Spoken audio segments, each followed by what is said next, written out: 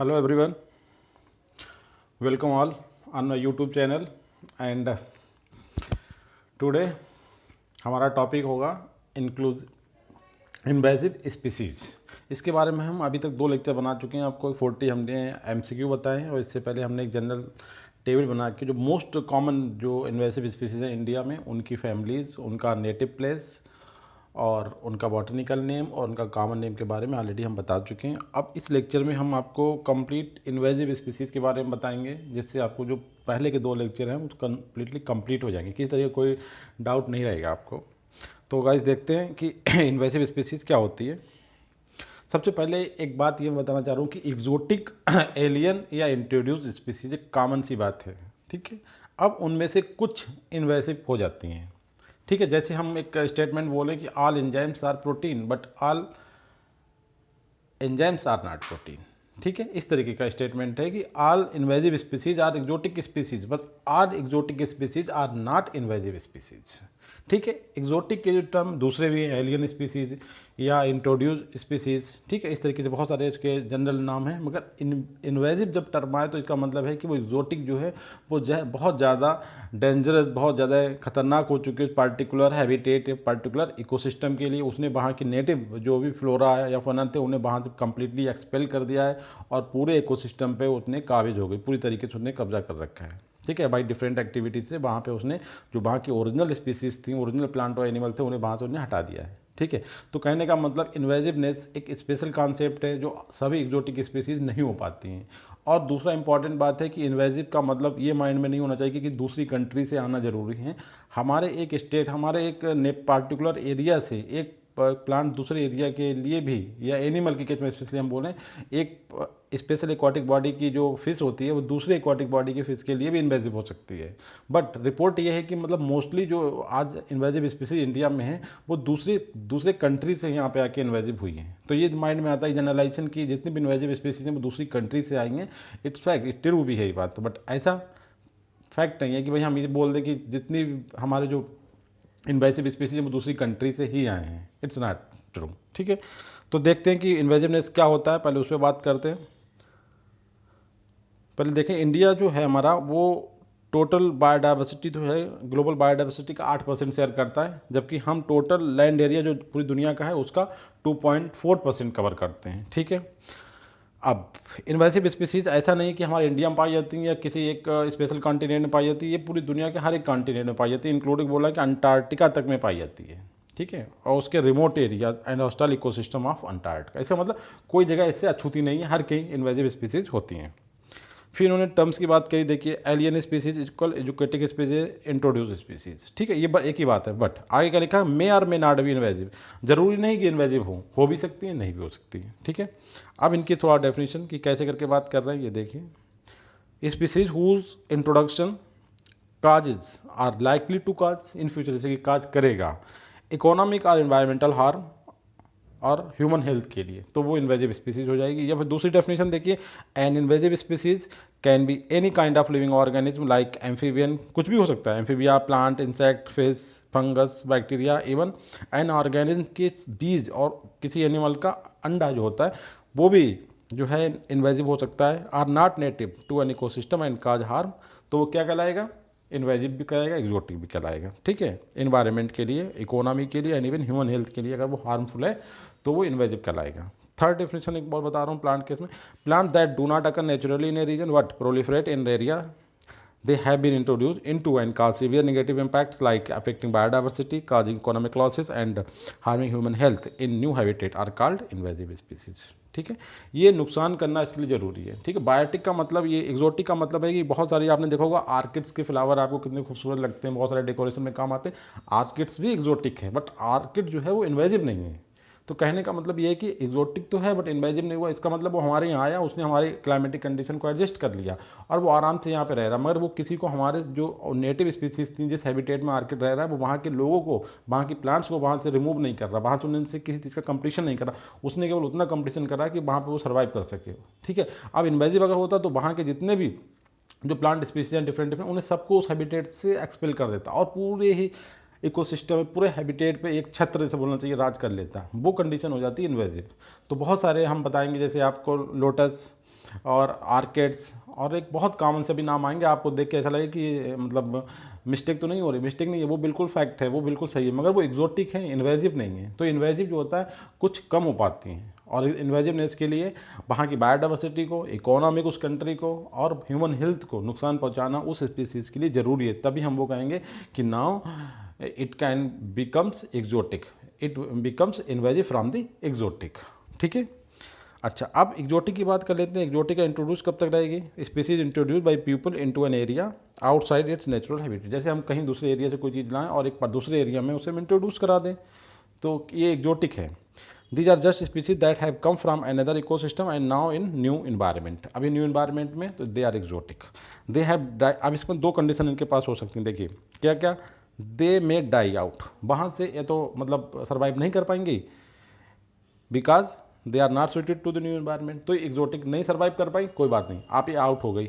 अगर सर्वाइव कर रही है without harming to the native species, तो ये एक्जोटिक रहेगी। अब इन्होंने सर्वाइव भी किया और वहाँ की जो नेटिव थी उन्हें वहाँ से एक्सपेल कर दिया, उन्हें इतना मजबूर कर दिया कि उनसे हर चीज़ में कंपटीशन किया, लाइट के लिए, वाटर के लिए, स्पेस के लिए, न्यूट्रिएंट के लिए, और अल्टीमेटली जो नेटिव थी उनमें डिजीज़ भी काज करी, और अपने आप खुद में ये डिजीज़ रेजिस्टेंट ऑलरेडी है। तो वहाँ की जो नेटिव स्पीसीज थी वहाँ से रिमूव हो गई। तो इस कंडीशन में हमसे क्या कहेंगे, ये इन्वेजिव हो गई। तो यहाँ पे एक्जोटिक में कहना है क्या है कि देखिए, suited for this new habitat, this में दे में फाइंड ए न्यू निश। इस तरीके से क्या करा, एक्जोटिक वाले उन्होंने एक न्यू निश, निश का मतलब एक पार्टिकुलर अपना एरिया कवर कर लिया और वहाँ पे आराम से रह रही है, इसे किसी से कोई प्रॉब्लम नहीं है। ठीक है, उतना ही कंपटीशन करा जितना काम चलाने के लिए था, थोड़ा सा स्पेस, थोड़ा सा लाइट, न्यूट्रिएंट के लिए कंपटीशन किया। ऐसा नहीं करा कि वहाँ से एक्सपेल किसी को नहीं किया। तो ग्रो स्लोली, देखिए स्लोली ग्रो कर रहा है, एक्जोटिक स्लोली ग्रो कर रहा है। और इन्वेजिव होगा तो very fast, very rapidly grow करेगा और वहाँ के दूसरी स्पीसीज को बिल्कुल एक्सपेल कर देगा। बट ये एक्जोटिक है, ये ग्रो कैसे कर रहा है, slowly, but may not overtake the native species. Overtake भी नहीं कर रहा है, नेटिव वालों पर ओवरटेक भी नहीं कर रहा है। यहीं पर अगर ये इन्वेजिव हो जाएगा तो ये ओवरटेक करेगा, with which it might complete. ठीक है, जैसे कंप्लीट करता है, जैसे कि बोगनविलिया आपने देखा, हम लोग अपने घर में लगाते हैं, बहुत ब्यूटीफुल पिंक फ्लावर आते हैं, कैमिलाइना, गार्डेनिया, एडिनम, ऑर्किड्स। देखिए ना, ऑर्किड्स क्या एक्जोटिक है, इन्वेजिव नहीं है। देखें फिर से एक बार कुछ डिफिनेशन दिया है, any kind of living organism that is not native to an ecosystem and can harm. ये इन्वेजिव के लिए डिफिनेशन कर रहे हैं, यहाँ से टॉपिक उसका चला गया, फिर से इन्वेजिव पे आ गए। A species that is not native to an particular region, तब भी उसे हम क्या कहेंगे, इन्वेजिव स्पीसीज कहेंगे। मगर यहाँ पे इस डेफिनेशन में थोड़ा सा मिस्टेक ये है कि ये डेफिनेशन डिफरेंट बुक्स का डिफरेंट जगह से कलेक्शन है। हार्म का जो टर्म्स है वो जरूरी है, इन्वेजिव होने के लिए हार्म जरूर पहुँचा, इकोनॉमी को, ह्यूमन हेल्थ को, वहाँ की बायोडाइवर्सिटी को। When an exotic species ओवरवेल्म्स a native species it become invasive species, ये भी ठीक बात है। when taken into a new habitat, non-native plants often threaten native plants of the new habitat by compete with native plant for resources. Resource का मतलब water के लिए, light के लिए, न्यूट्रिएंट के लिए, स्पेस के लिए, there several things. Many of our commercial agriculture and recreational activity depend on healthy ecosystem. और इस तरीके से क्या करेंगे, वो हर चीज़ लिए कंप्लीट करेंगे तो इकोसिस्टम जो डिस्टर्ब, इकोसिस्टम डिस्टर्ब का मतलब क्या है, क्योंकि कोई बाहरी स्पीज आई, उनने खुद तो वहाँ पे जम गई और अपनी नंबर बढ़ा ली, वहाँ के जो ओरिजिनल थे उन्हें एक्सपेल कर दिया। इस तरीके से इकोसिस्टम कैसा हो गया, डिजीज्ड हो गया, इकोसिस्टम कैसा हो गया, डिस्टर्ब हो गया। बट हमारी जो बहुत सारी रिक्रिएशनल एक्टिविटीज़ के लिए और एग्रीकल्चर प्रोडक्टिविटी के लिए एक हेल्दी इकोसिस्टम होना जरूरी है। अथर यहाँ पे राइटर ये कह रहा है कि जरूरी है। तो इन्वेजिव स्पीसीज का होना हमारे सिस्टम के लिए, हमारी एग्रीकल्चर प्रोडक्टिविटी के लिए खतरनाक है। नेक्स्ट देखते हैं। अब ये फिर कह रहा है कि नया क्वेश्चन क्या है कि सभी जितनी भी नेटिव स्पीसीज होती हैं, नॉन नेटिव, क्या वो इन्वेजिव होती हैं? तो देखिए आंसर क्या है आपका, however not all introduce plants are invasive. ऐसा नहीं है कि सभी इन्वेजिव हो जाए। Many alien plants can not establish in new environment, कुछ तो इन्वायरमेंट में लाते हैं, इस्टेब्लिश नहीं कर पाते और वो डाई आउट हो जाते हैं। अब सम क्या करते हैं, कुछ इस्टेब्लिश होते हैं, ठीक है, बट उसके साथ क्या कह रहा है, इस्टेब्लिश होते हैं बट हार्मफुल नहीं होते हैं, अनलाइक इन्वेजिव, तो वो एक्जोटिक कहलाएंगे। और जब वो इस्टेब्लिश भी हो और हार्म भी पहुँचाएँ तब कंडीशन कहलाएगी इन्वेजिवनेस वाली, कि तीन कंडीशन, हम किसी बाहरी को लाए, न्यू हैबिटेट में एंटर किया तो वहाँ पे अपने को एडजस्ट नहीं कर पाए, एनवायरमेंटल कंडीशन उसे सूट नहीं करी और वो एक्सपेल हो गया, खुद खत्म हो गया। ये कंडीशन एक पॉसिबल है, इसे कोई नाम ही नहीं देगा क्योंकि खत्म हो गया। दूसरे में कि वो आया, उसने क्लाइमेटिक कंडीशन को एडजस्ट कर लिया और वहाँ पे सर्वाइव कर रहा है, बट उनने वहाँ की नेचुरल नेटिव स्पीसीज़ को कुछ भी नहीं करा, ठीक है, तो ये कहलाएगा एक्जोटिक। तीसरी कंडीशन में कि जो इंट्रोड्यूस स्पीसीज हम ला के नए हैबिटेट में हमने इंटर कराई, नए इकोसिस्टम में हमने इंटर रखी, तो ये वहाँ पे खुद को इनने बहुत अच्छी तरीके से एडजस्ट भी कर लिया। और बाई डिफरेंट मीन्स, जो अभी हम नीचे आपको लेक्चर में बताएंगे, उनके थ्रू वहाँ की जो नेचुरल फ्लोरा एंड फोना था उन्हें डिस्टर्ब करना शुरू करा, और एक टाइम ऐसा आया कि पूरे इकोसिस्टम, पूरे हैबिटेट पे खुद काबिज हो गया, हर कहीं पे इसी का होता नहीं जलवा, और बाकी सब वहाँ से गायब हो गए। तो इस तरह की कंडीशन कहलाएगी इन्वेजिवनेस, और वो स्पीसीज कहलाएगी इन्वेजिव। ठीक है, तो इसका मतलब सब नहीं ऐसा करते। An invasive species thought a much different भी, अलग कहानी है। क्या कह रहे हैं कि not all exotic species are consider harmful, मतलब हार्मफुल का मतलब invasive. Non native plants are fundamental to our life style. करें नॉन नेटिव हमारी लाइफ के लिए ऐसा नहीं कि फंडामेंटल, बहुत सारे नॉन नेटिव हम लाएँ डिफरेंट कंट्री से, वो हमारी लाइफ के लिए बहुत इंपॉर्टेंट, उनका लाना भी जरूरी है। देखिए non native plants are fundamental to our life style, जैसे कह रहा है most of our food crop, जैसे कि potato and wheat are non native to United State. अब कह दो पोटैटो व्हीट दोनों जो यूनाइटेड स्टेट के लिए नेटिव नहीं है, इसका मतलब अगर हम उन्हें ना ले जाते तो वह आलू के बगैर काम चल जाता। यूएसए में पोटैटो का इंपॉर्टेंस समझ रहे हैं, पूरी आधी आबादी उनकी जो पोटैटो खाती है व्हीट के साथ। तो ऐसा नहीं कि इनका फंडामेंटल इंपॉर्टेंस है in for our life. Invasive species however are exotic organism होते हैं that have gone beyond being useful and have harmful. कहने का मतलब है कि इन्वेजिव वाले जो स्पीसीज होती है वो भी एक्जोटिक होती हैं, बट वो थोड़ा आगे चले जाते हैं, हार्मफुल होने के बजाय। हम लाए तो उन्हें थे यूजफुल के लिए, अब वो हो कैसे गए हार्मफुल, तो उस कंडीशन में हम उन्हें क्या कहेंगे, इन्वेजिव स्पीसीज बोलेंगे। ठीक है, हाउ इन्वेजिव स्पीसीज स्प्रेड, कैसे करके ये मतलब पूरे इकोसिस्टम में फैल जाती हैं, ये हमें डिस्कस करना है। तो हम देखते हैं कि इसमें how they spread in ecosystem, इसकी बात करते हैं बिल्कुल डिफरेंट। देखिए बहुत सारे तरीके हैं इसके स्प्रेड होने के। पहले तो होता है कि ये इंटेंशनली नहीं करे जाते हैं, ऐसा कि अनफॉर्चुनेट होता है कि नॉन इंटेंशनली, ये जैसे कुछ चीज़ें आ रही हैं उसके साथ आ गया, जैसे हमने बताया था प्रोजेक्ट PL80 उसके साथ आ गया था भीड़ के साथ पार्थिनियम। उसी तरीके से कुछ हमारे जो शिप्स होते हैं, पानी वाले जो जहाज होते हैं, उनके थ्रू बीट्स कुछ हमारे इंडिया में आ जाते हैं। ठीक है, उसके बाद कुछ इंसेक्ट का भी रोल होता है कि इनके बॉडी से सीड्स जो होते हैं एक कंट्री से, क्योंकि बहुत दूर दूर ही लड़ते हैं, बॉर्डर एरिया में आ जाते हैं, उसके बाद पूरी कंट्री में फैल जाते हैं। जैसे कोई नेपाल में बीट्स है, पाकिस्तान में, तो इंडिया में आने में क्या कोई इंसेक्ट को रोक लेंगे। ठीक है, तो इंसेक्ट भी इसके लिए रिस्पॉन्सिबल हो सकते हैं। उसके बाद आता है कुछ हम लोग लाते हैं डिफरेंट, मतलब हमारे अर्नामेंटल पर्पजेज के लिए, जैसे हम लाए थे ना, इसका एग्जांपल सबसे इंपॉर्टेंट है लेंटना के लिए। लेंटना का हमारा इंडिया में कैसे आया था, एक पर्पज से आया था, बहुत ही अच्छे फ्लावर्स आते थे, बट बाद में क्या हो गया, इन्वेजिव हो गया। उसके बाद कुछ मतलब इंटेंशनली, जैसे कि बायो बार या बायो वेपन्स की फॉर्म में, ठीक है, इंसर्ट एक कंट्री दूसरी कंट्री में इंसर्ट कर देती है, जैसे कि बर्मीज पाइथन्स इन एवरग्लेड्स में। ठीक है, इन्होंने इंसर्ट कराया है। उसके बाद कुछ क्लाइमेटिक कंडीशंस ऐसी होती हैं, changes like the average temperature and changes in rain and snow pattern will enable some invasive species like kudzu purple loose stair. ये ऐसा ही कुछ कंडीशन आए थे, वह सपोर्ट किया, तो यहाँ पे वो बहुत ज़्यादा मतलब एक्सटेंसिव ग्रोथ हुई और वो इन्वेजिव स्पीसीज में कन्वर्ट हो गए। ठीक है, अब इसका कुर्जू की बात जो बात कर रहे हैं, इसका मैं फिगर दिखाऊंगा कि मतलब एक छत्र बिल्कुल ग्रोथ कर जाता है, दूसरी स्पीसीज की बात ही ना करें वहाँ पे, बहुत ज़्यादा इसका मतलब। अब देखें how an invasive species thrive in environment, जी कैसे करके दूसरे इन्वायरमेंट में सर्वाइव कर लेते हैं। हम किसी घर पे जाते हैं, किसी दूसरी यूनिवर्सिटी में हम पढ़ने जाते हैं, दूसरे स्टेट या दूसरी कंट्री में, तो वहाँ पे एडजस्ट करना थोड़ा सा हमारे लिए बहुत ज़्यादा टफ रहता है। इसी तरीके से एक बाहरी प्लांट हमारे नेटिव इकोसिस्टम में आता है, मतलब उसके लिए बिल्कुल सब चीज़ नई होती है, वहाँ की क्लाइमेटिक कंडीशन, सॉइल केमिस्ट्री, ठीक है, रिसोर्स, और वहाँ के नेटिव से कंप्लीट करना। तो कौन से ऐसे फीचर्स हैं जो उस स्पीसीज़ के, जो उस पार्टिकुलर हैबिटेट में उसे जो है मतलब पहले तो एक्जोटिक की फार्म में आता है, बाद में वो एलियन मतलब कहते हैं कि इन्वेजिव हो जाता है, इतना ज़्यादा ग्रोथ करता है कि वहाँ के सभी को रिमूव कर देता है, खुद उसका मतलब वहाँ पे ग्रोथ इतनी ज़्यादा हो जाती है कि हम उसे कहेंगे इन्वेजिव स्पीसीज। देखते हैं सबसे इंपॉर्टेंट कुछ ट्रेट्स होते हैं उनके अंदर, जैसे कि बहुत तेज़ ग्रोथ करते हैं ये, और इसकी वजह है कि इनका लीफ एरिया हायर होता है। लीफ एरिया हायर का मतलब होता है कि लीफ जो होती है इनकी ब्रॉड होती है। अब मैं यहाँ पे आपको बताना चाह रहा हूँ कि जो बीट्स होते हैं, मोस्टली जो बीट्स हैं वही इन्वेजिव स्पीसीज में कन्वर्ट हुए। तो आप देखें इन्वेजिव स्पीसीज में जो कन्वर्ट हुए बीट्स हैं, और बीट्स जो होते हैं मोस्टली डाइकाट होते हैं, और डाइकाट की जो लीफ होती है वो चौड़ी होती है as compare to the monocot leaf. आप देखते हैं धान गेहूँ की लीफ कैसी होती है, सिंपल सी थिन टाइप, जबकि वेजिटेबल की लीफ देखने, वेजिटेबल चूँकि डाइकाट है। हम ये नहीं करें वेजिटेबल मतलब बीट्स हैं, कहने का मतलब वेजिटेबल जैसे डाइकाट एग्जाम्पल, जो हमारे वेजिटेबल थे मोस्टली मोस्टली कैसी हैं, वो डाइकोट, तो उनकी लीफ देखिए अब चौड़ी चौड़ी होती है। तो लीफ एरिया ज़्यादा होने की वजह से ये इंपॉर्टेंट होता है कि बहुत ईजिली मतलब जो मतलब CO2 इन्वायरमेंट से लेंगे, ज़्यादा फोटोसिंथेसिस होगी, ज़्यादा गैसेस लेंगी। इस तरीके से अगर जो फार्मर्स है वो न्यूट्रिएंट अपने मतलब स्प्रे कर रहा है किसी न्यूट्रिएंट का, तो जो बीट्स वाला प्लांट होता है वो लीफ एरिया ज़्यादा होने के बाद ज़्यादा न्यूट्रिएंट को टेकअप कर लेता है। As a result of that वो ज़्यादा तेज़ी से ग्रोथ करता है। ठीक है, उसके बाद दूसरा है कि इनकी लाइफ साइकिल बहुत तेज़ चलती है, मतलब हर चीज़ तेज़ होगा इनका, मतलब सीड तेज़ी से बनेंगे, कम टाइम की लाइफ साइकिल होती है, बहुत जल्दी से पूरा सीड बन जाएंगे, उन सीड से न्यू प्लांट निकल आएंगे। ठीक है, रिप्रोडक्शन का रेट बहुत हाई होता है, ज़्यादा सीड मतलब इनके अंदर पैदा होते हैं। कहने का मतलब समझ रहे, लैमार्क की जो थ्योरी है कि मोर प्रोडक्शन तो मोर आपका डोमिनेंस, उसी तरीके से इनका जो सीड जो होते हैं वो ज़्यादा होते हैं। उसके बाद उन सीडों को ज़्यादा दूर तक बिखराने की कैपेसिटी रखते हैं, मतलब डिस्प्ले बेटर डिस्पर्सल। ठीक, और फिर उन सीड से जर्मिनेशन की जो रेट है वो भी बहुत तेज़ होती है। ये कुछ फैक्टर हैं जो एक सिंपल सी एक्जोटिक स्पीसीज़ को इन्वेजिव स्पीसीज में कन्वर्ट कर देती है और वो वहाँ पे एक बिल्कुल एक छत्र राज कायम कर लेता है और इन्वेजिव कहलाता है।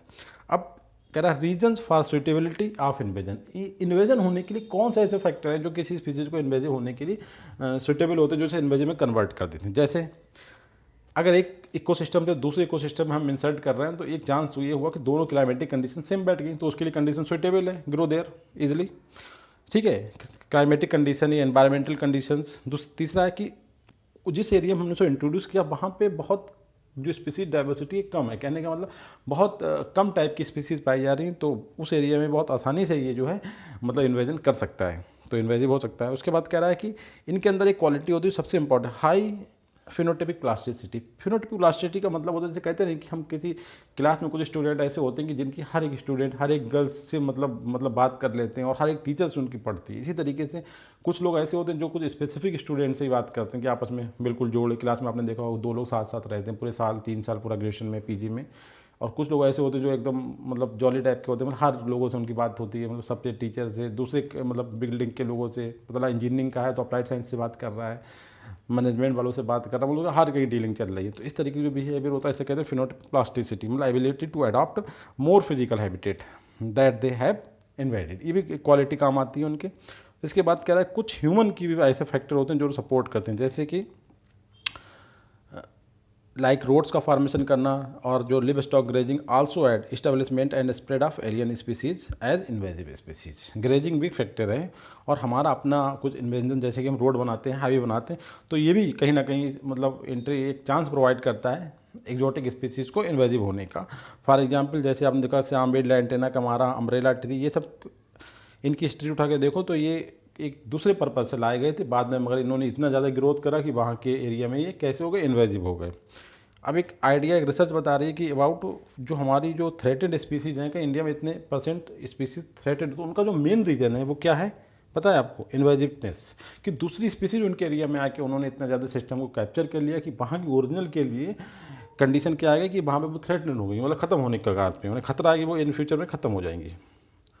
उसके बाद बात करते हैं how species enter in other habitat, कि कैसे एक स्पीसीज दूसरे इकोसिस्टम की अनदर इकोसिस्टम में, एक हैबिटेट की दूसरे हैबिटेट में इंटर कर जाती है, वो कौन कौन सी चीज़ें। फिर जो ऑलरेडी टॉपिक ऊपर डिस्कस हो चुका, अब इसमें हम कुछ नाम बताएंगे। जैसे हमने आपको कई बार बताया इंटरनेशनल ट्रेड करते हैं ये कंट्री दूसरी कंट्री के साथ, तो आपने देखा होगा प्रोजेक्ट PL80 जो USA से हमने वीट लिया था, तो उसमें हमारे कने कौन सा वीट आ गया था, पार्थिनियम हेस्टोफोरस, जिसे हम कैरेट ग्रास बोलते हैं। ठीक है, कांग्रेस ग्रास कैरेट बीट बोलते हैं। इसकी तरीके से इंटरनेशनल जेनेटिक एक्सचेंज प्रोग्राम होते हैं, जैसे कोई रिसर्च होती है जेनेटिक की, तो एक कंट्री का जब आप दूसरी कंट्री में ले जाते हैं तो इस तरीके से भी एंट्री के चांसेस हैं। उसको international import of the food crops and spices, जैसे पहला पॉइंट है सेम उसी तर्ज पे थर्ड पॉइंट भी देख सकते हैं। इसके बाद कुछ हम लाते हैं कि भाई अर्नामेंटल है, कि कुछ फ्लोरिकल्चर में वैल्यू है, एग्रीकल्चर में वैल्यू, जैसे कि लैंटेना का हमारा लाया गया था फ्लोरिकल्चर के लिए, अर्नामेंटल के लिए, बट बाद में यहाँ पे आके ये ने क्या किया, ये इन्वेजिव हो गया। इन मैनी केसेज में exotic species that were deliberately, मतलब अपनी इच्छा से हमने लाए थे, इंट्रोड्यूस कराई थी फॉर अर्नामेंटल पर्पज से, बाद में हम देख रहे हैं कि वो टर्न किस में हो गए, इन्वेजिव में हो गए। तो ऐसा होता ना कि धोखा दे देना कि लाए किसी और से और इन्होंने तो कब्जा ही कर लिया हमारे पूरे एरिए पे, तो ये भी कंडीशंस होती है।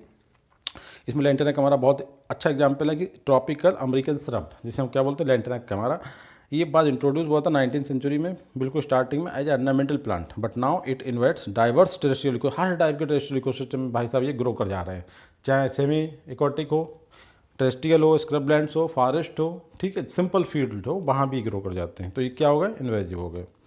अच्छा, अब इन्वेजिव स्पीसीज किस तरीके से वहाँ की लोकल डाइवर्सिटी को नुकसान पहुँचाती है, ये हमें देखना है। देखिए, इसके लिए सबसे इम्पॉर्टेंट क्या है कि जब ये किसी दूसरे इकोसिस्टम में आते हैं, जैसे हम हैं, हमारे घर पे हमारे बहुत सारे दुश्मन होते हैं, हम कहीं दूसरे कंट्री में जाके पढ़ाई करते हैं तो वहाँ हमारा कोई दुश्मन नहीं होता, तो वहाँ पे हमें ग्रोथ करने के चांसेस ज़्यादा मिलते हैं, क्योंकि हमसे जलने वाले, हमें मारने वाले, इस तरह के जो होते हैं, जो हमारी ग्रोथ को रोकने वाले लोग होते हैं, वो वहाँ पे नहीं होते हैं। तभी कहते हैं ना, घर पे पढ़ाई नहीं होती, दूसरी जगह चले जाएँ, हॉस्टल में चले जाएँ, दूसरे देश चले जाएँ, दूसरी कंट्री चले जाएँ, तो वहाँ पे हमारे जो नेचुरल वो होते हैं एनिमीज़, वो वहाँ पे नहीं होते। तो इसलिए हम वहाँ पे बहुत खुल के घूम सकते हैं, अच्छी से पढ़ाई कर सकते हैं, कोई लोकल टेंशन हमें नहीं होता। तो सेम ये कंडीशन कह रहा है कि not have any natural predators, ये एक चांसेस होता है, इसलिए इन्हें। सेकंड उसमें देखते हैं, ये वहाँ की जो डायरेक्ट जो नेचुरल जो वहाँ की ओरिजिनल होती है ना, उन्हें डायरेक्ट थ्रेट्स प्रोवाइड कर सकते हैं, मतलब प्रोवाइड का मतलब उनके लिए थ्रेट काज कर सकते हैं। जो बाहर ही आया वो वहाँ के नेचुरल की डायरेक्ट थ्रेट काज कर सकता है, क्योंकि वहाँ उनके तो नेचुरल एनिमीज थे, मगर जो आया है बाहर उसके लिए नहीं है, तो वो नेचुरल एनिमी को और एक्साइट कर सकता है कि भाई इन्हें किल कर दो। तो इस तरीके से भी इनका जो है वर्चस्व बन जाता है वहाँ पे। इसके बाद थर्ड पॉइंट जो है, indirect threats of invasive species, जैसे कि ये बहुत इंपॉर्टेंट है कि they can change food web जो चल रही है, जिस इकोसिस्टम में ये आए हैं बाहर से स्पीसीज, उसने देखा कि वहाँ की जो फूड वेब चल रही है उसे डिस्टर्ब कर दिया। इससे क्या होगा, वो तो उस फूड वेब में है नहीं, जो वहाँ के नेचुरल लोग थे वो उससे डिस्टर्ब होगा, उनकी डेथ हो गई या उनका मतलब ग्रोथ पे असर पड़ेगा। इस तरीके जो बाहर ही आया वो वहाँ पर अच्छे से ग्रोथ कर जाएगा। इसके बाद कह रहा है, इनकी खुद की अपनी कोई फूड वैल्यू होती नहीं कि भाई कोई हमारे घर पे आया तो फल लेके आते ना, मगर ये आए कुछ भी लेके नहीं आए और ये हमारा माल खा रहे हैं, इस तरीके से कि इनकी अपनी तो कोई फूड वैल्यू है नहीं, और वहाँ पे जाके इन्होंने स्पेस घेर लिया, वहाँ कंपटीशन कर रहे हैं स्पेस के लिए, लाइट के लिए, सनलाइट मतलब वाटर के लिए। उसके बाद कह रहा है कि they can also alter the abundance, वहाँ पे जब ये गए तो वहाँ की जो स्पीसीज डाइवर्सिटी थी उसे बदल दिया। बदलने का मतलब, जब पहले जाते हैं तो देखिए बढ़ती है, 100 लोग थे वहाँ पे, एक और आ गए 101 हो गए, मगर हल्के हल्के जो एक आया है ना, इसने वहाँ के 10 लोगों को इतना मजबूर कर दिया कि वो वहाँ से भाग गए, दूसरी जगह चले गए, खत्म हो गए, तो ये वहाँ कितने रहेगा 91। तो इस तरीके से शुरू में स्पीड डाइवर्सिटी 1 से बढ़ती है, बाद में फाइनल रिजल्ट क्या होता है कि घट जाती है। इसके बाद कह एग्जाम्पल एक बता रहा है आपको कि एग्रेसिव एक प्लांट है जो बहुत तेज ग्रो करता है। एग्रेसिव टर्म इसलिए यूज करा, कुर्जू अभी डायग्राम में आपको दिखाऊंगा, आप देखेंगे तब पता चलेगा। Can quickly replace diverse ecosystem without monoculture of just kudzu. जी ऐसा है कि वहाँ पे किसी को ग्रो करने में एक मोनोकल्चर, जितना भी जगह है जहाँ जहाँ इसे फैलने को मिलेगा सब पे ये फैल जाएगा। आपको डायग्राम दिखाएंगे, आपको उससे आइडिया हो जाएगा कि सांस लेने की जगह नहीं है, हर कहीं पे ये मतलब ग्रोथ कर जाता है। नेक्स्ट देखिए, some invasive species are capable of changing the condition of ecosystem, जैसे कि soil chemistry and intensity of bile. कुछ ऐसे होते हैं स्पीसीज जो किसी इकोसिस्टम में एंटर करते हैं तो वहाँ की सॉइल का नेचर चेंज कर देते हैं, मतलब सॉइल के पार्टिकल का साइज चेंज कर देते हैं, वहाँ के सॉइल के बीच में जो गैस जा रही है ना, जो पोर्स हैं उनका साइज चेंज कर देते हैं। और तो और वहाँ की जो वाइल्ड फायर है, वहाँ पर आग लगने की जो इंटेंसिटी थी वो मतलब ज़्यादा कर देते हैं। पता है कि वहाँ पर साल में 2 बार फायर हो रहा है, वाइल्ड फायर हो रही, पता लगा इनके जाने के बाद 10 बार होने लगी। ठीक है। अच्छा, अब इंडिया में जो इन्वेजन की जो एरिया है जहाँ पे बहुत नोटिस करा जाता है कि यहाँ पे बहुत इजीली इन्वेजन हो सकता है, जिसे हम कहेंगे इन्वेजन हॉट स्पॉट्स, तो वो कौन से 3 एरिया हैं देखिए, western Himalaya, peninsular India and north east. ये ऐसे एरिया इंडिया में जहाँ पे बहुत इजीली इन्वेजन, कोई भी कंट्री बाहर की कंट्री से स्पीसीज या प्लांट आए वो बहुत इजीली वहाँ पे इन्वेज कर सकता है। अच्छा, अब जनरल कुछ करेक्टर्स बता रहे हैं जो ऊपर भी हमने बताया आपको कि इन्वेजिव स्पीसीज के करेक्टर्स क्या होते हैं। जैसे रिटार्ड द नेचुरल सक्सेशन जो चल रहा है उसे रोक देता है, ये कम कर देता है। पॉइनियर स्पीसीज होते हैं बैरिड लैंडस्केप, मतलब जहाँ पे जाएंगे वहाँ के लिए तो ये बिल्कुल नए हैं, तो उन्हें वो क्या बोलेंगे, पॉइनियर। अच्छा, इनका कोई सॉइल रेंज ऐसा नहीं कि ब्लैक सॉइल में ग्रो करेंगे या इस सॉइल में ग्रो, रेड में करेंगे, इनके लिए बहुत बड़ी कैसी भी सॉइल मिले दे कैन ग्रो इजली।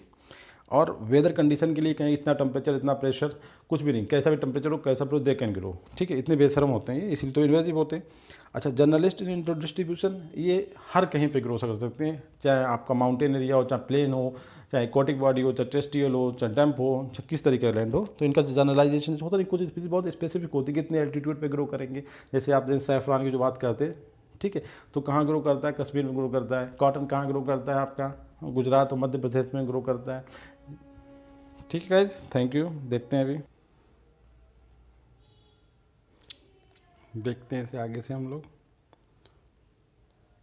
ठीक है, produce more amounts of seed that disperse easily, और उन्हें develop very aggressive root system, बहुत स्ट्रांग होता है इनका।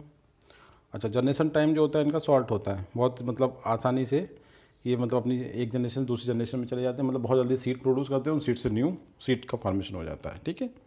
अच्छा, एक इंपॉर्टेंट बात है, ये ध्यान रखना, long flowering and fruiting time, जितनी भी छोटी लाइफ साइकिल छोटी जरूर होती है, मगर उसमें जो मेजॉरिटी होती है वो फ्लावरिंग और फ्रूटिंग टाइम में चली जाती है। ठीक है। अच्छा, broad native range, native range का मतलब जहाँ से ये आए हैं वहाँ पे इनका नेटिव रेंज का मतलब भी बहुत हर तरीके की क्लाइमेटिक कंडीशन, हर तरीके के सॉइल टाइप में ग्रो कर सकते हैं। अच्छा, एक सबसे इंपॉर्टेंट ऑलरेडी मैं मेंशन भी कर चुका हूँ अपने इससे पहले वाले लेक्चर में, कि इनकी सेल्स में जो डीएनए कंटेंट होता है वो इस्तेमाल होता है। इससे क्या होता है, वो बहुत जल्दी रिप्लिकेट हो जाता है। रिप्लिकेट का जल्दी होने मतलब डिवीजन जल्दी हो जाता है, और डिवीजन जल्दी होने का मतलब कि इनकी ग्रोथ जल्दी हो जाएगी, तो इसलिए ये बहुत तेज़ी से ग्रोथ करते हैं। उसके बाद कह रहा है, देखिए, एन इन्वेसिव स्पीसीज जो होती है वो does not have to come and, ये भी बहुत कन्फ्यूजन है कि दूसरी कंट्री से आना जरूरी नहीं, जो मैंने पहले एकदम इस लेक्चर में बताया कि दूसरी कंट्री से आना जरूरी नहीं है, बट मोस्टली हमारी कंट्री में जो बैठे दूसरी कंट्री से, इट इज़ फैक्ट। मगर इसका मतलब ये नहीं कि इन्वेजिव होने के लिए कंट्री ही डिफरेंट हो। एक देखो, ग्रेट लेक एक ही कंट्री में, वहाँ पे एक फिशेज का नाम है lake trout, is native but it considered invasive because it compete with native cut throat. कहाँ पे, दूसरी yellow stone lake in the same country. दो डिफरेंट लेक अगर एक ही कंट्री में है तो एक लेक की फिश दूसरी लेक की फिश के लिए इन्वेजिव हो सकती है। ठीक है, ऐसा नहीं कि कंट्री डिफरेंट हो तभी इन्वेजिव कहेंगे। अब देखें, water hyacinth, alligator weeds and pistia stratiotes invading riparian or aquatic habitats to the extension exclusion of native species and regeneration. जो कोई पॉइंट अच्छा है कि जी कहाँ पे, रिपेरियन आर एक्वाटिक हैबिटेट में, वाटर हाइसेंथ बताया था ना कि उसमें एलिगेटर भी दोनों जगह ग्रो करते हैं। बहुत इंपॉर्टेंट पॉइंट है, ध्यान रखना, एग्जाम में पूछा जाता है। अच्छा, initial spread of alien was observe long highways and disturb habitats and riparian system. जो स्टार्टिंग मतलब सबसे पहला जो अटैक करते हैं कोई एलियन स्पीसीज, तो उन कहते हैं कि पहले वहाँ पे चलना, तो वहाँ पे जाके हम ग्रो करेंगे, उसके बाद हम फिर वहाँ के हर तरीके के हैबिटेट में ग्रो करेंगे। तो वो पहली जो साइट्स होती हैं उनके लिए बहुत सुटेबल होती है। वो कौन सी होती है कि हाईवे कंस्ट्रक्शन जो नया होता है या कोई डिस्टर्ब हैबिटेट, ये इनके स्टार्टिंग सेंटर्स होते हैं कि पहले उस जगह पे चलो, वहाँ से ग्रोथ करने के बाद हम फिर हर कहीं फैल जाएंगे। तो ये भी तलाशते हैं कि हाईवे वाले एरियाज़। 14 पे देखते हैं कि they can impose severe problems. Urban forestry programs के लिए बहुत सीवियर प्रॉब्लम्स करते हैं। क्यों? क्योंकि हाईवे कहाँ बनते हैं, अर्बन में बनते हैं, या फिर डिस्टर्ब हैबिटेट कहाँ मिलते हैं, अर्बन में, सिटीज़ में मिलते हैं। तो अर्बन फॉरेस्ट्री प्रोग्राम्स के लिए ये ज़्यादा खतरनाक हैं, ज़्यादा प्रॉब्लमेटिक हैं देन अगर हम रूरल की बात करें। उसके बाद देखिए, जो एलिलोपैथिक इफेक्ट का मतलब होता है कि जो प्लांट, जो नेटिव जो प्लांट दूसरे आया है, जो इन्वेजिव स्पीसीज है, इसकी रूट्स डिफरेंट टाइप के केमिकल, जैसे बॉटनिकल्स भी बोल सकते हैं, ये प्रोड्यूस करती हैं, और वो रूट्स मतलब सॉइल के अंदर अंदर दूसरे प्लांट जो वहाँ के नेटिव प्लांट थे उनकी रूट्स को अफेक्ट करेंगे। अफेक्ट करने का मतलब कि जो उनके एसोसिएशन चल रहे हैं फंजाई के साथ या दूसरे इंसेक्ट के साथ, उन्हें ब्रेक कर देते हैं। As a result of that वो प्लांट वहाँ से ख़त्म हो जाते हैं। ठीक है, तो एक इनका तरीका है मारने का कि वहाँ के नेटिव को इस तरीके से मार सकते हैं एलिलोपैथिक इफेक्ट के थ्रू। ठीक है, नेक्स्ट पॉइंट देखते हैं, invasion potentially lead to increase in. पहले देखो कह रहा है कि जब इन्वेजन होगा तो स्पीसीज रिचनेस बढ़ेगी स्टार्टिंग में। ठीक है, और उसके बाद स्पीसीज रिचनेस जो है डिक्रीज हो जाएगी। सबको पता है जब एंट्री होगी, हमने बताया ना 100 थे, 101 हो गए, बाद में हल्के हल्के इन्होंने क्या किया, 20 को निकाल दिया, 20 प्लांट ऐसे कर दिए इन्होंने कि वो वहाँ पे ग्रो नहीं कर पा रहे हैं। ठीक है, तो कितने रह गए, 81 रह जाएंगे। तो 81 का मतलब 100 से 81 रह गए, तो ये डिक्रीज हो जाएगी स्पीसीज रिचनेस। तो स्टार्टिंग में बढ़ेगी, बाकी डिक्रीज होगी। Some invasive species affect animal assemblage. Animal assemblage का मतलब हुआ है कि जब किसी एनिमल इन्वेजिव स्पीसीज का अटैक होता है, जैसे यहाँ पे दोनों की बात कर रहे हैं, एनिमल का एक कंसर्निंग पॉइंट है या प्लांट के कंसर्निंग पॉइंट है, कि जैसे हम साउथ कर्नाटक की बात करें, वहाँ रिजर्व फॉरेस्ट में लैंटेना कमारा की जो थी ग्रोथ बहुत ज़्यादा हो गई। तो ये देखा गया वहाँ के जो बर्ड स्पीसीज़ थी, चिड़ियों की जो स्पीसीज़ थी, उनका जो डाइवर्सिटी थी वो डिक्रीज हो गई, उनकी रिचनेस भी डिक्रीज हुई और उनकी अबंडेंस भी डिक्रीज हुई। मतलब दोनों सेम बात होती है, रिचनेस एंड अबंडेंस। नेक्स्ट देखते हैं, सम इन्वेजिव स्पीसीज आर टॉक्सिक। जैसे हमने बताया ना, पार्थेनियम जो होता है, हमारे जो एनिमल्स होते हैं ना, उनके लिए टॉक्सिक होता है, अगर उन्हें नहीं खाना चाहिए। अच्छा, चलिए, इससे उन्हें ब्रीथिंग प्रॉब्लम और स्किन प्रॉब्लम्स हो सकती हैं। अच्छा, अब एक इंपॉर्टेंट पॉइंट है कि अब आया सब कुछ इन्होंने कर दिया, हमारा इकोसिस्टम बिगाड़ दिया, और इन्होंने हमें हर तरीके के हार्म्स, हमारी इकोनॉमी, ह्यूमन बायोडाइवर्सिटी को इन्होंने हमें नुकसान किया। अब हम इन्हें कंट्रोल करना चाह रहे, तो कंट्रोल करने में क्या प्रॉब्लम्स हैं, ये इंपॉर्टेंट है। कैसे, कौन से फीचर्स हैं जो इन्हें कंट्रोल करने में मुश्किलात आते हैं हमें। देखिए, features responsible as hindrance in the control. The ecology of toxic exotic species influence the control approaches as follows. कौन कौन से हैं?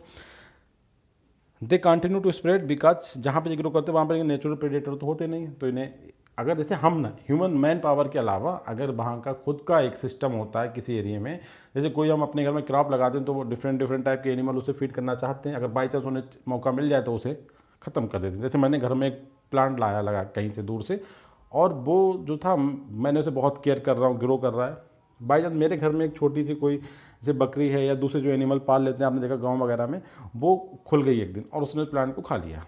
हमने तो नहीं खाया ना, मेरे घर में दूसरे जो मेंबर्स हैं ह्यूमन बींग्स वो उसे नहीं नुकसान पहुंचाएंगे, मगर जो घर में बकरी थी या दूसरे टाइप के जो एनिमल थे उन्होंने उस पर अटैक कर दिया, उसे खत्म कर। इस तरीके के नेचुरल प्रेडेटर्स होते हैं। अब ये जो चूँकि दूसरी जगह से आया है वहाँ पे इसके नेचुरल प्रेडेटर्स नहीं होते हैं, मतलब अब इंटर करा है इन्हें इस नए जगह पे, तो वहाँ पे इसके नेचुरल प्रेडेटर नहीं होते, इसलिए इसकी ग्रोथ जो है बहुत ही तेज़ हो जाती है, क्योंकि इसका कोई नेचुरल प्रेडेटर्स नहीं होता है। ओके, दूसरा है कि जब एंट्री करता है तो एक बहुत बड़ा लैग स्पेस होता नहीं कि जिनको नए लोग आते हैं तो कुछ टाइम तक के लिए बिल्कुल शांत हो जाते हैं, तो लोग समझते हैं अरे बहुत सीधे हैं ये लोग, मोहल्ले में रह रहे हैं, रहने दो, ये कुछ भी नहीं करेंगे। बाद में देखा जाता है हल्के हल्के वही जो है विस्फोट कर देते हैं। तो इस तरीके की जो कंडीशन है ना, एक लैग फेज होती है कि जिसमें ये महसूस अपने आप की आइडेंटिटी बिल्कुल ख़त्म कर लेते हैं कि हम भाई कुछ नहीं करेंगे। बाद में जो अंदर अंदर एकदम जो है नुकसान पहुंचाना शुरू करते हैं, और ये लंबा इतना पीरियड होता है कि डिकेट्स भी हो सकता है और सेंचुरी भी हो सकती है, कि 100 साल तक या 10 साल तक ये कुछ नहीं बोलते हैं। ठीक है, इसके बाद एक एक्सपोनेंशियल स्प्रेड होता है, एक्सपोनेंशियल मतलब पूरा एकदम ब्लास्ट, बहुत जंपिंग इंक्रीज होती है इनकी नंबर्स में, और उसके बाद शुरू होता है वहाँ का इन्वेजन। उस एरिया में सभी गायब, केवल यही दिखेंगे। They can prevent or retard natural succession और रिफॉरेस्टेशन का जो प्रोग्राम उस एरिया में चल रहा है उसे ये ब्रेक कर देंगे। कैसे करके? क्योंकि इनकी खुद की पॉपुलेशन इतनी ज़्यादा हो जाएगी कि वहाँ पे रिफॉरेस्टेशन करना और नेचुरल सक्सेशन जो process already continuously at that area will be blocked completely. Next देखिए, ये डिक्रीज कर देंगे biological diversity and detract their primary mission, उनका जो प्राइमरी मिशन उसे भी डिस्टर्ब कर देंगे। They have capacity of partial shade of tolerance. Partial shade of tolerance capacity का मतलब क्या होता है कि ये फॉरेस्ट के अगर नीचे वाले एरिया जहाँ बिल्कुल सनलाइट नहीं आ रही है वहाँ भी ग्रो कर जाएंगे, क्योंकि इतने बेशरम है कि इनके पास पार्शियल शेड टॉलरेंस की एक सिंड्रोम टाइप का कह सकते हैं, एक क्वालिटी होती है कि become establish under the developed forest canopies के नीचे भी ये ग्रोथ कर जाएंगे। ठीक है, अच्छा कुछ इंटरेस्टिंग फैक्ट बता रहे हैं जो क्वेश्चन एग्जाम में बहुत आते हैं। देखिए, वाटर हाइसिन जो होता है वो केवल अपन इनलैंड वाटर बॉडी को मतलब अटैक करता है, जैसे कि रिवर, लेक एंड। एलिगेटर जो बीड होता है वो एक्वाटिक और टेरेस्ट्रियल, जो फैक्ट में क्वेश्चन आता है कि in which are the following one is correct one is not correct, वो वाली कंडीशन में, तो एलिगेटर बीड दोनों तरीके की लोकेशन पे आपको इन्वाइट कर सकता है, जबकि वाटर हाइसिन केवल इनलैंड वाटर बॉडी। आप मैक्सिकन बीटल जो इंसेक्ट होता है, ये कैरेट ग्रास जो पार्थिनियम होता है ना उससे ख़त्म कर देता है। मतलब कहने का ये कि पार्थिनियम के लिए बायोलॉजिकल कंट्रोल का काम कौन करता है? Mexican beetle, that is a insect. Okay, इसे ध्यान रखना है। उसके बाद नेक्स्ट देखें, बहुत ही इंपॉर्टेंट पॉइंट है समझने का। An invasive species decrease the carrying capacity of an ecosystem because competition reduces the carrying capacity of the system. Carrying capacity का मतलब हुआ जैसे कि मेरा घर है उसमें 10 लोग रह रहे हैं, ठीक है, उसमें एक नया बंदा आ गया इन्वेजिव स्पीसीज, ठीक है, तो क्या हुआ कि 11 लोग हो गए हम, ठीक है, 11 कैंडिडेट्स हो गए। अब इस सिनेरियो में समझना कि जो बाहरी बंदा है इसने कंपटीशन करा और हमारे घर के 2 मेंबर्स को इसने मार दिया या वहाँ से इस लाइक कर दिया कि वो बेचारे घर छोड़ के चले गए। तो ये चीज़ जो होती है कंपटीशन और कैरिंग कैपेसिटी का जो रिलेशनशिप है वो एकदम इन्वर्सली प्रोपोर्शनल है। ठीक है, तो कैरिंग कैपेसिटी कैसी हो जाएगी? रिड्यूस हो जाएगी। आप ध्यान रखना इस चीज़ को। उसके बाद नेक्स्ट पॉइंट है suppress growth of native tree by allelopathic property, समझा चुका हूँ आपको। Increase the risk of wildfire and soil erosion और वाइल्ड फायर का रिस्क जो और बढ़ जाएगा। इसके बाद कह रहा है फर्स्ट इंक्रीज डाइवर्सिटी बढ़ेगी, बाद में डिक्रीज हो जाएगी, ये भी बता चुका हूँ आपको। इसके बाद देखते हैं डोमेस्टिकेटेड एनिमल्स, ये इंपॉर्टेंट पॉइंट। अगर कोई एनिमल हम डोमेस्टिकेट कर रहे हैं, ऑलरेडी बहुत सदियों से हम डोमेस्टिक कर रहे हैं, और किसी कंडीशन में वो वाइल्ड हो जाए तो वो क्या करेगा? वहाँ की नेचुरल हैबिटेट जो नेचुरल पॉपुलेशन है उसके लिए प्रॉब्लम क्रिएट कर देगा, harmful for the natural things. जैसे ने एग्जाम्पल दिया कि नॉर्थ अमेरिका में जो आपका नॉर्थ अमेरिका का मतलब समझ रहे हैं आप, अमेरिका जैसे हम अमेरिका यूएसए बोलते हैं, और कनाडा और मैक्सिको, ये कंट्री आती हैं 3। यहाँ पे डॉग, कैट्स और हॉर्सेज और काउ क्या एक्जोटिक स्पीसीज हैं बताइए। ऐसा नहीं कि ऑलरेडी वहाँ से थे, ये ले जाए गए वहाँ पे। अच्छा, कुछ बहुत ही मतलब 5 मोस्ट नोटोरियस स्पीसीज हम आपको बता रहे हैं जो इंडिया में, उन्हें देख ले। इन्हीं का क्वेश्चन आता है। लेंटेना है, सैमबिट, ठीक है, मैक्सिकन डेविल, मैस्क्यूट, वाटर हाइसिंथ, ध्यान रखना, ठीक है, बहुत इंपॉर्टेंट से क्वेश्चन। इनके शुरू के जो 5 हैं, ये वाले एलिगेटर से पहले वाले, ये हमने फिर बताया कि ये इनलैंड वाटर बॉडी को, मतलब जो वाटर बॉडीज है, रिवर, लेक वगैरह को मतलब पाए जाते हैं। जबकि एलिगेटर बीट फिर भाई अभी जो पहले बताया 2 तरीके की एक्वाटिक एंड टेरेस्ट्रियल हैबिटेट को मतलब इन्वाइट करता है। एनिमल्स में कुछ एग्जाम्पल देख लीजिए, cardinal, cane toad, feral pigs, European green crabs, Asian carp, brown marmorated stink bugs, zebra mussels and feral wild pigs and spread disease brucellosis. ये एक डिजीज फैलाता है जो पिग होता है, कौन सा, ब्रुसिलस। अब इसके बाद देखिए प्लांट्स में फिर से एक बार देखिए, हमने बहुत सारे बता दिए आपको, फिर देखिए तस्मानियन ब्लू गम जिसे हम बोलते हैं इकोलिप्टिस ग्लोब्यूल्स, और कुडजू जो अभी बात, इसका कॉमन नेम होता है चाइना एरो रूट जिसे बोलते हैं प्रेरिया मोन्टेना, इसे बाइन दैट एट भी बोलते हैं, ऐसा मतलब बाइन जिसे खाया जाता है। अच्छा, पिगनट हेप्टिस सिविलिस, अभी इसको बना नाम आया था। इसके बाद कॉन्गोन ग्रास, इसका डायग्राम भी मैं आपको दिखाऊंगा। इम्प्रेटिका सिलेंड्रिका जो यूएसए में आया है, ठीक है, एशिया से, जी यूएसए में पहुंचा है, एशिया हमारे साइड वाले जो है ना, एशियन सब कॉन्टिनेंट से। अच्छा, ये वाली टेबल मैंने अपने पर दूसरे लेक्चर में दिखा दी, इसमें हमने पूरा आपको फैमिली, उनके बॉटनिकल नेम्स और कॉमन नेम्स, ठीक है, और किस कंट्री के नेटिव थे और हमारे इंडिया में आ गए, ये सब बताया। आप उस लेक्चर को देख लें कंप्लीट। अब इरेडिकेशन की अगर हम बात करें तो हमारे पास इरेडिकेशन के 3 मेथड्स हैं, ठीक है, mechanical, chemical and biological control. मगर सबसे जो इफेक्टिव मेथड है वो है बायोलॉजिकल कंट्रोल मेथड। क्यों? क्योंकि इसके थ्रू जो कंट्रोल हम करते हैं वो इन्वायरमेंटली फ्रेंडली है, बस इतनी बात ध्यान रखें, ठीक है। बायोलॉजिकल कंट्रोल जो है इन्वायरमेंटली फ्रेंडली है और इफेक्टिव प्रूफ हुआ है। अच्छा, इसके कंट्रोल में प्रॉब्लम ये आती है कि जो रिसर्च है वो ये कहती है कि भाई इनकी जो भी मेथड्स हैं वो 1 या 2 साल तक, तो मतलब हमने आज करा तो 1-2 साल तक वो बीट्स वहाँ पे ग्रो नहीं करेगा, बाद में फिर आ गया, तो एक प्रॉब्लम्स है कि उनकी जो ड्यूरेशन है बहुत लॉन्ग टाइम तक नहीं है। दूसरा, वो किसी एक ही हैबिटेट को एक टाइम में कर पाएंगी, ठीक है, ये बहुत प्रॉब्लम्स है। तो इसके लिए हमने क्या करा, कुछ जो मेथड्स हैं वो हमसे ये डिजर्व कर रहे हैं, कुछ ऐसी मेथड निकाली जाए जो लॉजिकल हो, कि एक बार हटा दें तो ये बिट्स दोबारा वहाँ पे ना ग्रो करें। दूसरा, या फिर लॉन्ग टर्म सोल्यूशन, कम 10-20 साल तक वहाँ पे ना ग्रो, तो ऐसी मेथड हमारे पास नहीं है, ठीक है। तो हमारे 3 मेथड है, मैकेनिकल, केमिकल, बायोलॉजिकल। और बायोलॉजिकल मेथड सबसे ज़्यादा मोस्ट प्रॉमिसिंग मेथड है क्योंकि दे आर इन्वायरमेंटल फ्रेंडली। अच्छा, कुछ ऑर्गेनाइजेशन जो इसमें काम करते हैं, मैंने आपको ऑलरेडी क्वेश्चन की फॉर्म में लेक्चर 2 में बताया था आपने, कि स्कोप, CWMA और APFISN stands for, and WCMC ये नहीं बताया, इसका मतलब होता है वर्ल्ड कंजर्वेशन मॉनिटरिंग सेंटर। इसे दोबारा देख लेते हैं।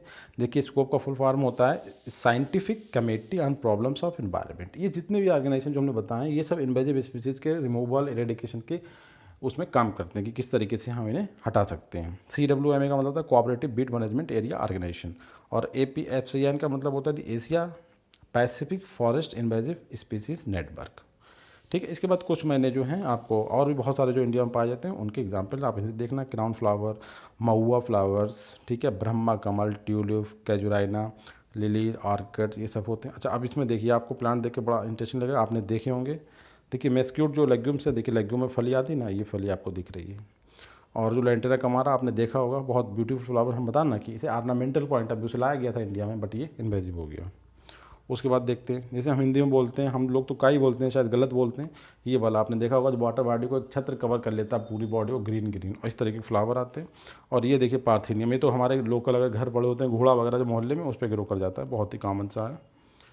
और इसे देखें, कोई वाटर बॉडी नदी किनारे आप जाएंगे कभी तो कम पानी हो तो देखना उसमें, ठीक है, एलिगेटर बीट कहते हैं। तो ये एलिगेटर एक्वाटिक में भी ग्रो कर जाता है, टेरेस्ट्रियल में ग्रो कर जाता है, ठीक है।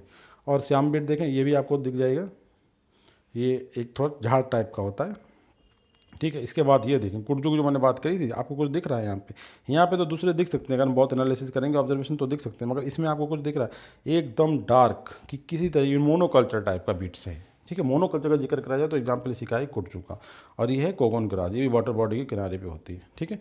इस तरीके से गाइस ये लेक्चर कंप्लीट होता है। Thank you very much.